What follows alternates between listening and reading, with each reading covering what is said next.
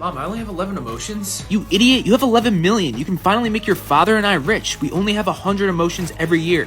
We're gonna take your son to the best school in the world since he has the highest number of emotions. Mom, I just need a normal school. Don't worry about him, he's a dumbass. Trust me, he'll be happy with the best school. Is it true that you come from the poorest family? Yeah, why do you care? Because everyone here comes from wealth. Well, I'm rich. I have 15 million emotions. Damn, that's the first time I've seen such a high number. I'm skirt, by the way.